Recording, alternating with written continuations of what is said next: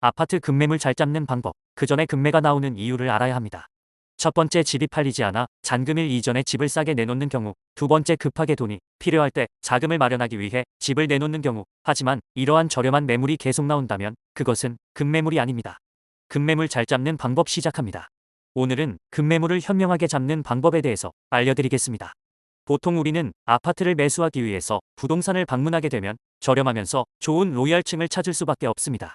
이때 무작정 소장님 급매 나오면 연락을 주세요 라는 말을 했다면 그때는 절대 연락이 안 올 수밖에 없습니다. 왜냐면 이미 그런 사람들이 너무나 많이 방문을 해서 부탁을 했기 때문이죠. 그렇기 때문에 가장 먼저 하셔야 하는 것은 내가 급매물을 생각하고 있는 아파트 동네에서 가장 제일 바쁘고 거래량이 많은 부동산을 직접 방문하셔야 하며, 여기서 중요한 점은 부동산 소장님 입장에서도 사람이기 때문에 자주 오고 친밀감이 있는 사람에게 소개해 줄 수밖에 없다는 것을 알고 계셔야 합니다. 따라서 첫 번째는 급매가 나왔을 때 먼저 연락받을 수 있는 사람이 되어야 합니다. 이것이 급매를 매수하기 위한 가장 중요한 방법입니다. 두 번째는 급매가 나와 물건에 대한 연락을 받았을 때 본인 스스로가 그 물건이 급매물인지를 파악할 수 있어야 합니다.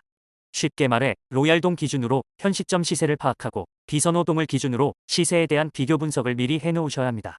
따라서 본인이 정한 기준의 급매의 가격인지를 체크하시는 것이 중요합니다.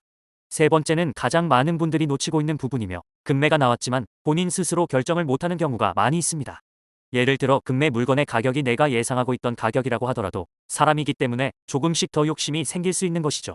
며칠만 더 지나면 조금 더 저렴하게 나올 것 같은데 여기서부터 급매를 잡는 방법에서 멀어지기 시작하는 것입니다. 여기서 가장 중요한 것은 급매를 선택하기 전에 본인만의 기준을 정확하게 세워놓는 것이 중요하며, 예를 들어 시기별로 기준을 잡아 과거 본인 스스로 저렴한 편이라고 생각했던 시기에 가격을 기준으로 잡고 그 가격 정도면 무조건 매수하겠다는 생각을 하시거나, 또는 퍼센트를 기준으로 10%에서 20%가 떨어졌을 때 나는 급매를 매수하겠다는 기준을 잡으시는 겁니다. 하지만 제 개인적으로 가장 중요한 것은 물론 매수를 하는 타이밍도 중요하지만 그만큼 부동산 공인중개사 분들과의 친밀함을 만드는 것이, 급매에 대한 정보 연락을 받을 수 있는 사이가 되는 것이 가장 우선적으로 실천해야 하는 방법이라 생각됩니다. 마지막으로 가장 많은 분들이 놓치시는 부분은 아파트를 구입할 때 저렴한 매매가가 나와 고민하고 있을 때 계속해서 저렴한 매물이 나온다면 그것은 더 이상 급매물이 아니라는 것을 빠르게 판단하시는 것이 중요합니다.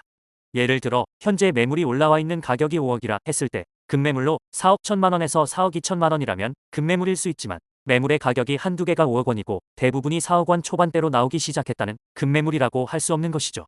그렇기 때문에 급매물이 이제는 아파트 단지의 하락으로 봐야 하는 타이밍을 정확하게 알고 접근하시는 것이 중요하다고 생각됩니다.